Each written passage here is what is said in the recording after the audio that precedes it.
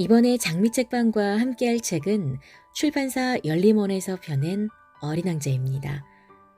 김석기님의 번역과 중국의 차세대 일러스트레이터 오아물루의 부드럽고 따뜻한 사파로 출간된 책인데요.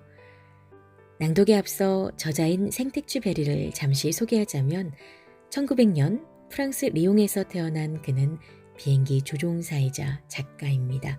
1921년 공군에 입대해 조종사 훈련을 받았으며 1927년 항공 우편 업무를 담당했습니다.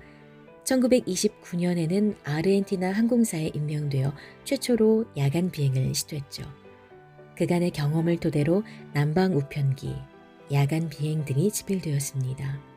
제2차 세계대전 프랑스 함락 이후 미국으로 탈출하며 동화가 삶의 유일한 진실임을 사람들은 다 알고 있다고 말했던 그는 1943년 미국에서 어린 왕자를 발표하지만 참전으로 출간된 책을 보지 못하고 미국을 떠납니다. 1944년 7월 31일 지중해 근처에서 정찰 업무를 보던 중 행방불명되었습니다. 1946년 갈리마르 출판사에서 어린 왕자 프랑스판을 출간했고 380여 개의 언어로 번역되어 전 세계에 출간된 어린 왕자는 지금까지도 시대를 초월해 가장 많은 사랑을 받은 동화이자 뛰어난 문학적 가치를 지닌 예술 작품으로 인정받고 있습니다. 어린 왕자, 지금 함께 만나보시겠습니다.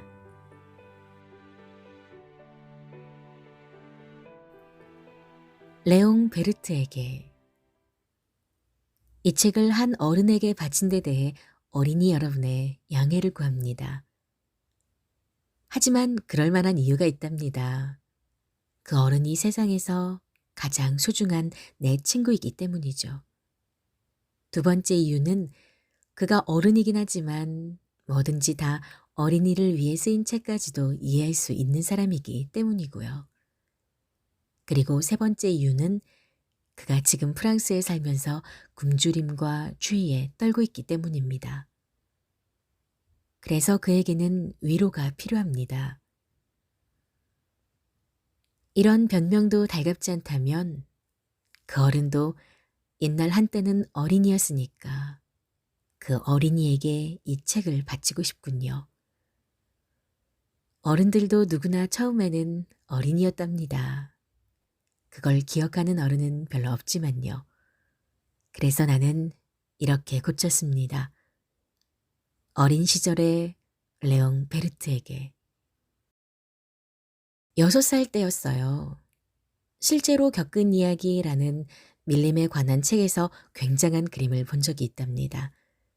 보아뱀이 야생동물을 삼키고 있는 모습을 보여주는 그림이었는데 그걸 베낀 게 아래 그림입니다.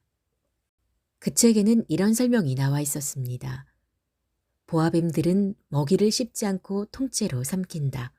그러고 나면 꼼짝도 할 수 없게 되고 그 후 6달 동안 잠만 자면서 먹이를 소화시킨다. 그래서 나는 밀림 속 모험에 대해 많은 생각을 했고 결국 색연필을 가지고 그림을 그리는 데 성공했는데 나의 제1호 그림은 이런 모양이었습니다. 나는 내 걸작을 어른들에게 보여주면서 이 그림 무섭지 않아요? 하고 물었습니다. 그랬더니 어른들은 이렇게 대답하더군요. 모자가 왜 무섭다는 거지? 그런데 내 그림은 모자를 그린 게 아니라 코끼리를 삼켜서 소화시키고 있는 보아뱀을 그린 것이었죠. 그래서 나는 어른들이 알아볼 수 있도록 이번에는 보아뱀의 몸속을 그렸답니다. 어른들은 매사에 설명이 필요하니까요. 나의 제2호 그림은 이런 모양이었습니다. 그러자 어른들은 내게 이런 충고를 하더군요. 보아뱀 그림일랑 그만 그리고 차라리 지리와 역사, 산수와 문법이나 열심히 공부하렴. 그래서 나는 6살 때 화가라는 멋진 직업을 포기하고 말았답니다. 제1호 그림과 제2호 그림이 인정을 받지 못하는 바람에 그만 용기를 잃어버린 거예요. 어른들 혼자서는 아무것도 이해하지 못하는데 그런 어른들에게 몇 번이고 설명해 줘야 한다면 아이들로서는 피곤한 노릇이죠. 그래서 나는 다른 직업을 선택해야 했고 비행기 조종수를 배워서 세상 곳곳을 날아다녔습니다. 지리는 실제로 큰 도움이 되었습니다. 지리를 공부한 덕분에 중국과 애리조나를 한눈에 분간할 수 있었지요. 밤중에 길을 잃었을 때는 그런 지식이 매우 유용하답니다. 그렇게 살아오는 동안 나는 성실한 사람을 많이 만났습니다. 어른들 틈에서 많은 시간을 함께 보냈고 그들을 아주 가까이에서 보았습니다. 하지만 어른들에 대한 내 생각은 별로 달라지지 않았습니다. 좀 똑똑해 보이는 사람을 만나면 나는 늘 간직하고 있던 제 1호 그림을 시험 삼아 보여주곤 했지요. 그 사람이 정말로 무엇이든 다 이해하고 있는지 알고 싶었으니까요. 하지만 내 그림을 보고 그들이 응답하는 말은 언제나 똑같았습니다. 그건 모자구나. 그러면 나는 보아뱀이나 밀림이나 별들에 대해 이야기하는 것을 그만두고 그 사람의 수준에 맞추어 카드놀이나 골프나 정치나 넥타이에 대해 이야기하곤 했죠. 그러면 그 어른은 나를 경우가 밝은 사람이라면서 좋아했답니다. 그래서 나는 6년 전까지만 해도 진정한 대화를 나눌 수 있는 말벗이 없어서 외톨이로 살아왔습니다. 6년 전에 무슨 일이 있었느냐고요? 내 비행기의 엔진이 고장나는 바람에 사하라 사막에 불시착했는데 그때 비행기에는 정비사도 없고 승객도 타고 있지 않아서 엔진을 고치는 어려운 일을 나 혼자 할 수밖에 없었죠. 마음을 단단히 먹고 있었지만 사실 그것은 생사가 달린 문제였답니다. 물이 일주일 동안 마실 양밖에 남지 않았으니까요. 첫째 날 밤, 나는 사람이 살고 있는 곳에서 1000마일이나 떨어진 모래밭에서 잠이 들었습니다. 드넓은 바다에서 난파를 당하여 뗏목에 몸을 싣고 떠도는 사람보다 더 고립된 처지였죠. 그러니 동이 틀 무렵 작고 색다른 목소리를 듣고 잠에서 깨어났을 때는 얼마나 놀랐는지 모릅니다. 내가 들은 목소리는 이렇게 말하고 있었습니다. 저기요, 양 한 마리만 그려주세요. 뭐라고? 양 한 마리만 그려주세요. 나는 벼락을 맞은 것처럼 놀라서 벌떡 일어났습니다. 두 눈을 비비고 주위를 둘러보니 아주 특이하게 생긴 사내 아이가 진지한 눈빛으로 나를 쳐다보고 있었습니다. 아래 그림이 내가 나중에 그 아이를 떠올리며 그린 초상화 가운데 그나마 괜찮은 그림입니다. 물론 이 그림은 실물보다 훨씬 못합니다. 그건 내 잘못이 아니죠. 6살 때 어른들 때문에 화가 나는 직업을 포기한 탓에 보아뱀 그림을 그린 뒤로는 그림을 그려본 적이 없으니까요. 그래서 나는 눈을 동그랗게 뜨고 그 유령처럼 나타난 아이를 바라보았습니다. 아까도 말했지만 나는 그때 사람이 살고 있는 곳에서 1000마일이나 떨어져 있었습니다. 하지만 그 아이는 길을 잃은 것 같지도 않고 지쳐서 기진맥진한 것 같지도 않고 배가 고프거나 목이 마른 것 같지도 않고 죽도록 겁에 질린 것 같지도 않았습니다. 아무리 봐도 사람이 살고 있는 지역에서 1000마일이나 떨어진 사막 한가운데서 길을 잃은 아이로는 보이지 않았습니다. 겨우 말을 할 수 있게 되자 나는 아이에게 물었습니다. 그런데 여기서 뭘 하고 있는 거지? 그러자 아이는 아주 천천히, 아주 진지하게 아까 한 말을 되풀이했습니다. 저기요, 양 한 마리만 그려주세요. 너무나 신비로운 일에 맞닥뜨리면 아무도 감히 거역할 수 없는 법이랍니다. 얼빠진 것 같지만 사람이 사는 곳에서 1000마일이나 떨어져 언제 죽음이 닥쳐올지 모르는 위험한 처지인데도 나는 주머니에서 종이와 만년필을 꺼냈습니다. 하지만 그때 내가 배운 거라고는 지리와 역사, 산수와 문법뿐이라는 게 문득 생각나서 아이에게 약간 퉁명스러운 투로 그림을 그릴 줄 모른다고 말했죠. 그러자 아이가 대답하더군요. 괜찮아요. 양 한 마리만 그려주세요. 나는 양을 그려본 적이 없어서 내가 그릴 줄 아는 두 가지 그림 가운데 하나를 그렸습니다. 그것은 보아뱀의 겉그림입니다. 그런데 아이의 대답을 듣고는 깜짝 놀랐습니다. 아니야, 난 코끼리를 삼킨 보아뱀 따위는 필요 없어요. 보아뱀은 너무 위험하고 코끼리는 너무 거추장스러워요. 내가 사는 곳은 모든 게 다 작거든요. 나는 양이 필요해요. 양 한 마리만 그려주세요. 그래서 나는 나름대로 그렸습니다. 아이는 그림을 찬찬히 들여다보고는 이렇게 말하더군요. 아니야, 이 양은 병에 걸렸어요. 다른 걸 그려줘요. 그래서 나는 다시 그렸습니다. 아이는 부드럽고 너그러운 미소를 지어 보였습니다. 아저씨도 알겠지만 이건 양이 아니라 염소잖아요. 뿔이 있으니까. 그래서 나는 다시 그렸지만 이것도 앞의 그림들과 마찬가지로 퇴짜를 맞았습니다. 이건 너무 늙었어요. 나는 오래 살 수 있는 양을 원해요. 나는 마음이 급해졌습니다. 엔진을 빨리 고쳐야 하니까요. 그래서 이런 그림을 대충 그려주고는 한마디 던졌습니다. 이건 상자야. 네가 원하는 양은 이 안에 있어. 그런데 놀랍게도 아이의 얼굴이 환해지는 것이었습니다. 이게 바로 내가 원했던 거예요. 그런데 이 양은 풀을 많이 먹을까요? 왜 그런 걸 묻지? 내가 사는 곳은 모든 게 아주 작거든요. 풀은 조금만 있어도 충분할 거야. 내가 준 양은 아주 작으니까. 아이는 그림을 들여다보았습니다. 그렇게 작지도 않은걸? 이런, 양이 잠들었네. 이렇게 해서 나는 어린 왕자와 알게 되었습니다. 어린 왕자가 어디서 왔는지 그걸 아는 데에는 꽤 오랜 시간이 걸렸습니다. 어린 왕자는 내게 그렇게 많은 질문을 하면서도 내 질문은 들은 척도 하지 않았습니다. 그가 무심코 한 말에서 조금씩 의문이 풀려 마침내 모든 사정을 알게 된 것이죠. 예를 들면 그는 내 비행기를 처음 봤을 때 이렇게 묻더군요. 저기 있는 저 물건은 뭐예요? 저건 그냥 물건이 아니라 하늘을 나는 거야. 비행기라고 하는 건데 내 비행기지. 그러고는 하늘을 날 수 있다고 자랑스럽게 말해주었습니다. 그러자 그가 큰 소리로 외치더군요. 아니 그럼 아저씨가 하늘에서 떨어졌단 말이에요? 그래. 나는 겸손하게 대답했습니다. 우와, 그거 정말 재밌는데요? 그러면서 어린 왕자는 유쾌한 웃음을 터뜨렸는데 나는 기분이 언짢아졌습니다.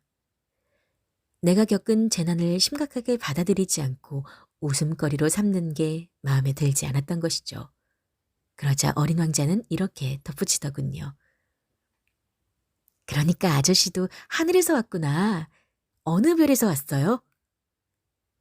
이 아이가 어떻게 해서 이런 곳에 불쑥 나타난 것일까 궁금했는데 그 수수께끼를 푸는 첫 번째 실마리가 이제 잡힌 것입니다. 나는 그에게 물었습니다. 그러니까 너는 다른 별에서 왔구나. 하지만 어린 왕자는 아무 대답도 하지 않고 여전히 내 비행기를 바라보면서 가볍게 고개를 저었습니다. 물론 저것이 아저씨를 아주 먼 곳에서 여기까지 데려올 수는 없었을 거야. 이렇게 말하고 한참 동안 생각에 잠겨 있다가 어린 왕자는 주머니에서 내가 그려준 양을 꺼내더니 소중한 보물이라도 보는 것처럼 천천히 들여다보았습니다. 여러분도 짐작하겠지만 어린 왕자의 말을 듣고 나는 무척 흥미를 느꼈습니다. 그가 다른 별에서 왔다고 말하는 것으로 들렸기 때문입니다. 그래서 나는 좀 더 많은 것을 알아내려고 애썼습니다. 예, 어디서 왔니? 네가 사는 곳은 어디지? 내가 그려준 양을 어디로 데려갈 작정이니?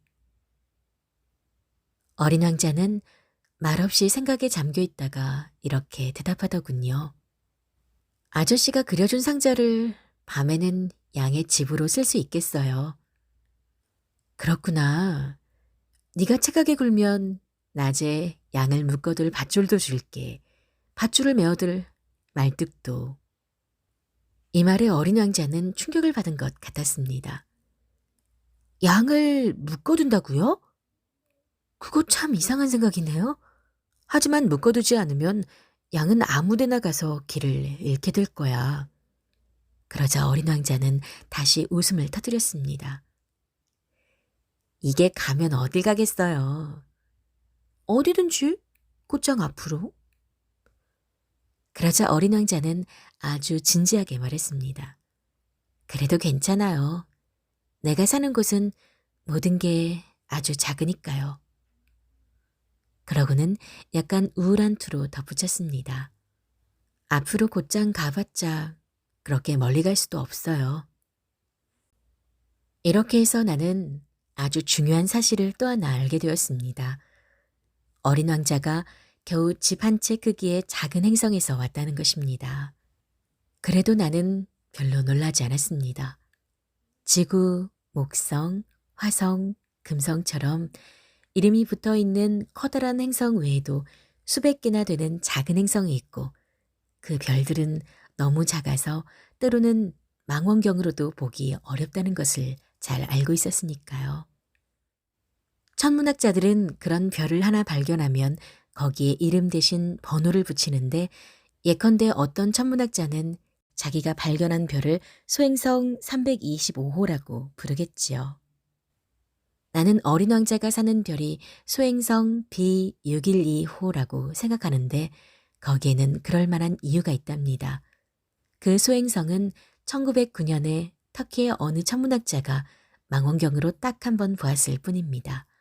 그 후 그 천문학자는 국제천문학회의에서 자기가 발견한 별을 당당하게 증명해 보였습니다. 하지만 그의 유별난 옷차림 때문에 아무도 그의 말을 믿으려 하지 않았습니다. 어른들이란 원래 그런 법이니까요. 다행히 터키의 독재자가 백성들에게 전통 의상 대신 유럽식 양복을 입을 것을 강요했고 여기에 따르지 않으면 처벌하겠다고 엄포를 놓았습니다.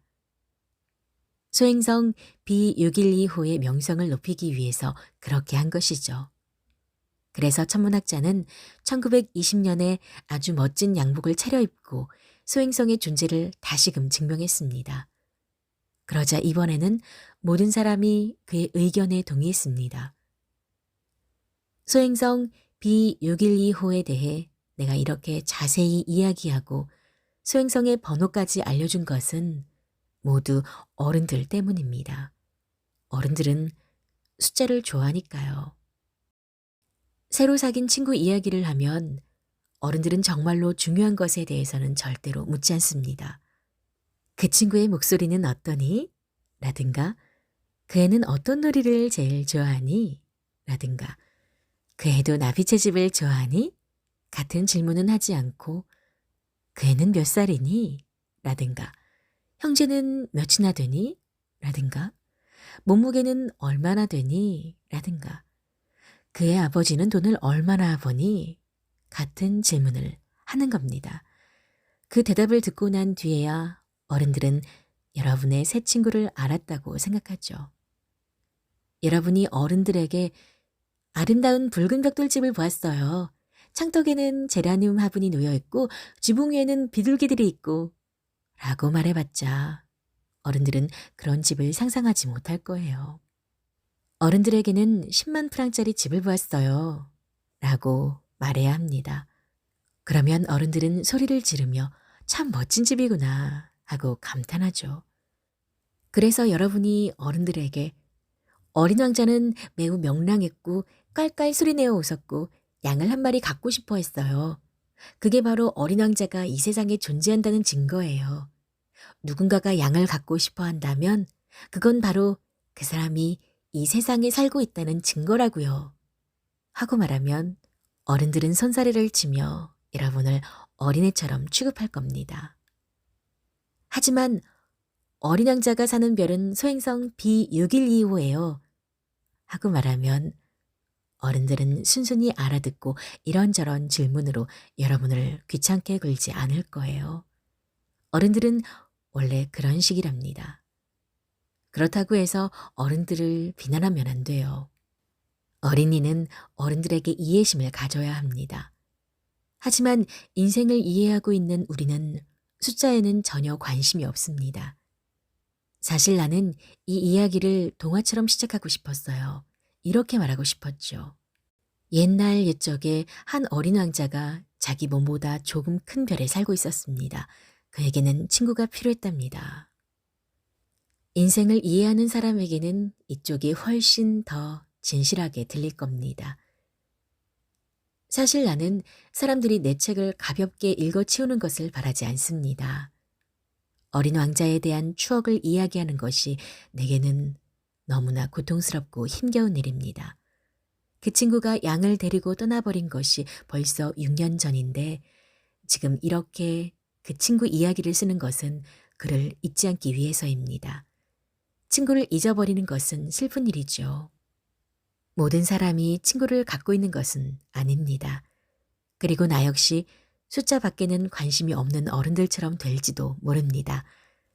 내가 그림 물감과 연필을 산 것도 그 때문이랍니다. 6살 때 보아뱀 그림을 그린 뒤로는 한 번도 그림을 그려본 적이 없는 사람이 이 나이에 다시 그림을 그린다는 것은 여간 어려운 일이 아닙니다. 물론 나는 그의 추상화를 최대한 비슷하게 그리려고 애쓸 테지만 성공할 자신은 별로 없습니다. 어떤 그림은 꽤 닮게 그려질 수도 있지만 또 다른 그림은 조금도 닮지 않게 그려질 겁니다. 어린 왕자의 키도 좀 잘못되어 있습니다. 이 그림에서는 어린 왕자가 너무 크고 저 그림에서는 너무 작습니다. 게다가 옷 색깔도 확실치 않아서 망설여집니다.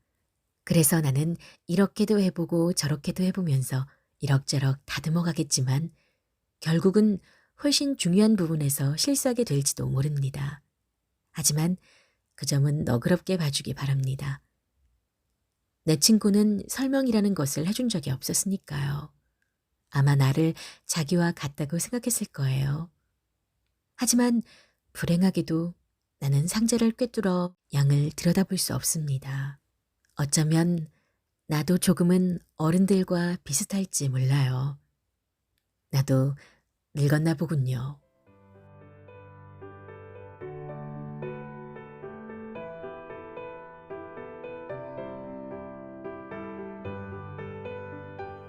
나는 어린 왕자의 별에 대해 그가 어떻게 해서 별을 떠나게 되었고 그 후 어떤 여행을 했는지에 대해 날마다 조금씩 알게 되었습니다.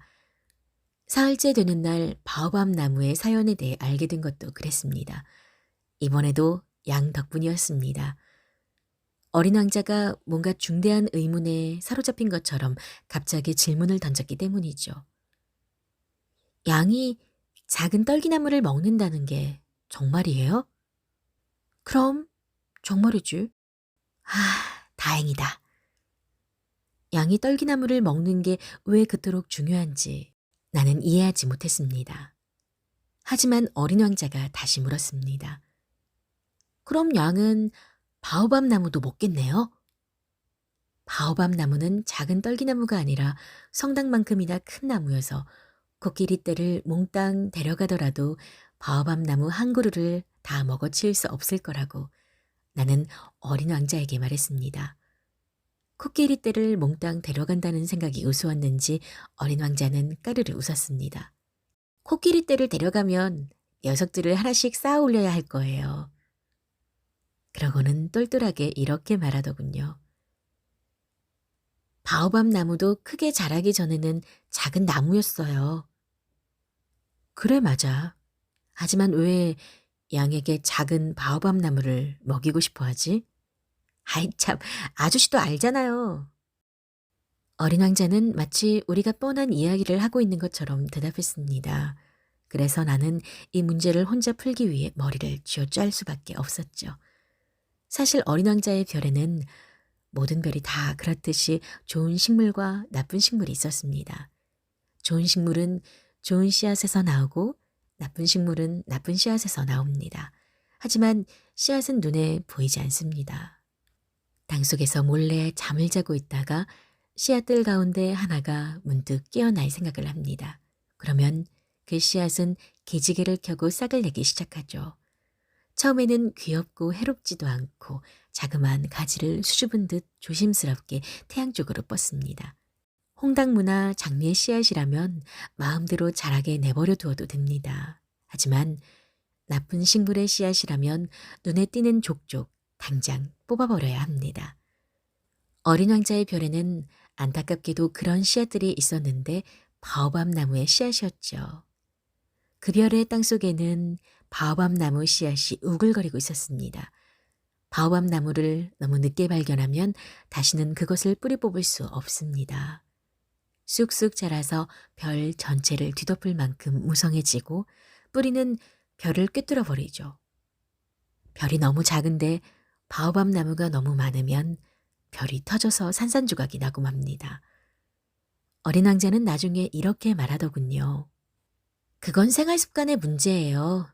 아침마다 세수를 하고 옷을 차려입고 몸단장을 끝내면 이번에는 별을 정성껏 돌보는 거예요.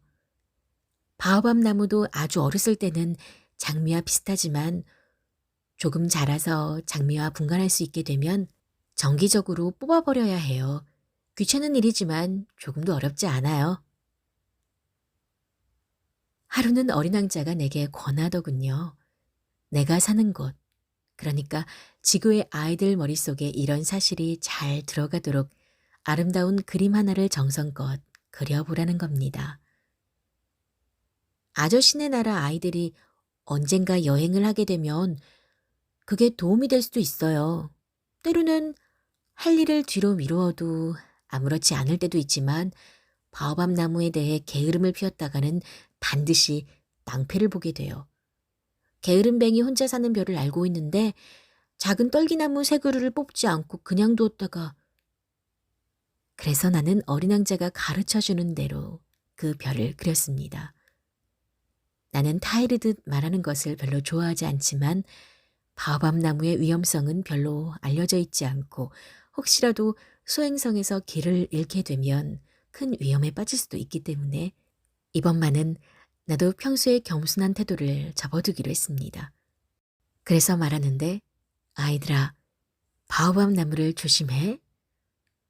내가 이 그림을 이렇게까지 열심히 그린 것은 나와 마찬가지로 오랫동안 바오밤 나무의 위험성을 모르고 있었던 내 친구들에게 그 위험성을 알리기 위해서입니다.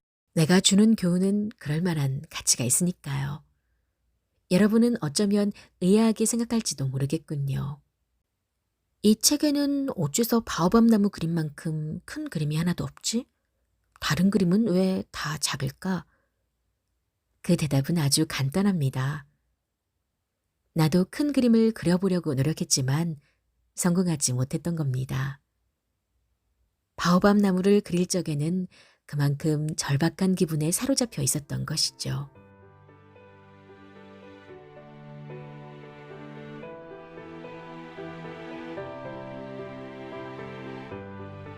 어린 왕자야, 이렇게 해서 나는 너의 고달픈 인생을 차츰 알게 되었단다.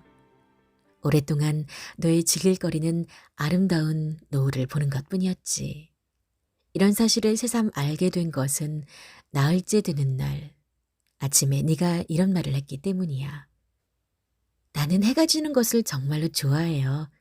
지금 당장 노을을 보러 가요. 하지만 기다려야 해. 뭘 기다려요? 해가 지기를 기다리는 거야. 내가 이렇게 말하자 처음에 너는 깜짝 놀란 표정을 지었지. 하지만 이윽고 쓴웃음을 지으면서 이렇게 말했어. 난 아직도 내가 우리 집에 있는 줄 알았어요. 정말 그렇다. 미국이 한낮일 때 프랑스에서는 해가 지고 있는 거야. 그건 누구나 아는 사실이지. 그러니까 1분 만에 프랑스로 날아갈 수만 있다면 노을을 볼 수 있을 거야. 하지만 안타깝게도 프랑스는 너무 멀리 떨어져 있어. 그런데 너의 작은 별에서는 의자를 조금만 옮기면 돼. 그러면 노를 보고 싶을 때마다 볼 수 있지. 어떤 날에는 해가 지는 것을 44번이나 보았어요. 그리고 잠시 후에 너는 이렇게 덧붙였지.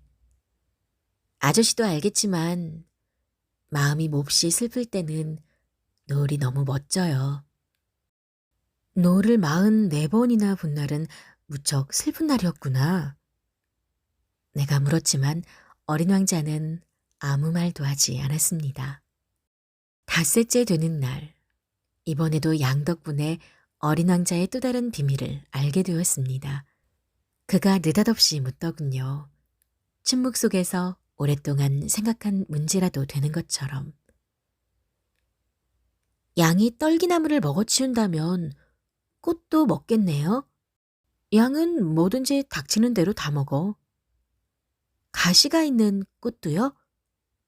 그럼 가시가 있는 꽃도. 그렇다면 가시가 무슨 소용이죠? 그건 나도 모르는 일이었습니다. 그 순간 나는 비행기 엔진에 꽉 끼어서 움직이지 않는 볼트를 빼내려고 애쓰느라 무척 바빴습니다. 비행기 고장이 아주 심각해 보였기 때문에 나는 몹시 걱정스러웠고 마실 물이 부족해서 최악의 상황을 우려할 수밖에 없었지요. 가시가 무슨 소용이에요? 어린 왕자는 일단 질문을 하면 대답을 듣기 전에는 절대로 그냥 넘어가지 않았습니다. 그래서 나는 생각도 하지 않고 대답했죠. 가시는 아무짝에도 쓸모가 없어. 그건 꽃들이 심술 부리는 것뿐이야. 하지만 어린 왕자는 잠시 입을 다물고 있다가 나를 비난하듯 이런 말을 던지더군요. 난 아저씨 말을 안 믿어요. 꽃은 연약하고 순진해요. 그래도 자기를 지키려고 나름대로 최선을 다하고 있어요. 가시를 달고 있으면 자기가 무서워 보인다고 생각하는 거예요. 나는 아무 대답도 하지 않았습니다. 그 순간 나는 이놈의 볼트가 계속 꼼짝도 하지 않으면 망치로 두드려서 빼내야지 하고 생각하고 있었답니다. 그때 또다시 어린 왕자가 내 생각을 방해했습니다. 그럼 아저씨도 그렇게 생각해요? 꽃들이... 아니, 난 아무 생각도 하지 않아. 그냥 머리에 떠오르는 대로 말했을 뿐이야. 나는 지금 심각한 일을 처리하느라 바쁘거든. 어린 왕자는 놀란 눈으로 나를 빤히 바라보았습니다. 심각한 일? 그는 나를 가만히 바라보았습니다. 나는 기름이 묻어 더러워진 손으로 망치를 쥔 채 몹시 이상해 보이는 물체 위에 허리를 구부리고 있었지요. 아저씨도 어른들처럼 말하네. 그 말을 듣고 나는 조금 부끄러워졌습니다. 하지만 그는 못 참겠다는 듯이 덧붙여 말하더군요. 아저씨는 모든 걸 혼동하고 있어요. 전부 다 뒤죽박죽으로 만들어버렸어. 그는 정말로 몹시 화가 나 있었습니다. 그의 금빛 머리가 바람에 흩날렸습니다. 얼굴이 붉은 신사가 살고 있는 별을 아는데 그 사람은 한 번도 꽃향기를 맡아본 적이 없어요. 별을 쳐다본 적도 없고 누구를 사랑해 본 적도 없어요. 덧셈 하는 것 말고는 아무 일도 해본 적이 없어요. 그리고 하루 종일 아저씨처럼 되풀이해서 말해요. 나는 심각한 일로 바빠. 나는 중요한 사람이야. 그 사람은 그걸 자랑스럽게 생각해서 늘 우쭐대고 잘난 척해요. 하지만 그건 사람이 아니고 버섯이에요. 뭐라고? 버섯! 어린 왕자는 이제 분노로 얼굴이 하얘졌습니다. 꽃들은 수백만 년 동안 가시를 만들었어요. 양들이 꽃을 먹은 것도 수백만 년이에요. 그런데 왜 꽃들이 아무 쓸모도 없는 가시를 만들려고 그렇게 고생하는지 그걸 알려고 애쓰는 게 심각하지 않다는 거예요? 양들과 꽃들이 싸우는 건 중요하지 않다는 거예요? 그게 얼굴이 붉은 뚱보신사의 덧셈보다 심각하거나 중요하지 않다는 거예요? 만약에 내가 아주 진귀한 꽃, 내 별 말고는 세상 어디에도 없는 꽃을 알고 있다면, 그리고 어느 날 아침에 어린 양이 자기가 무슨 짓을 하고 있는지도 모른 채 그 꽃을 한 입에 먹어버린다면 그게 중요하지 않다는 거예요? 그는 붉어진 얼굴로 말을 이었습니다. 만약 누군가가 수백만 개나 되는 별 가운데 단 하나의 별에만 피어 있는 꽃을 사랑한다면 그 사람은 별들을 바라보기만 해도 행복해질 거예요. 내 꽃이 저기 어딘가에 있겠구나 생각하면서. 하지만 양이 꽃을 먹어버리면 그 사람에게는 모든 별이 갑자기 사라져버린 것처럼 느껴질 거예요. 그런데 그게 중요하지 않다는 거예요? 그는 더 말을 잇지 못했습니다. 그러더니 갑자기 흐느껴 울기 시작했습니다. 어둠이 내렸습니다. 나는 연장을 떨어뜨렸습니다. 망치며 볼트며 갈증이며 죽음 따위가 무슨 대수인가요? 하나의 행성, 나의 별, 이 지구에 위로해 주어야 할 어린 왕자가 있는데 나는 그를 품에 안고 달래면서 말했습니다. 네가 사랑하는 꽃은 위험하지 않아. 내가 네 양에게 씌울 입마개를 그려줄게. 네 꽃을 에워쌀 울타리를 그려줄게.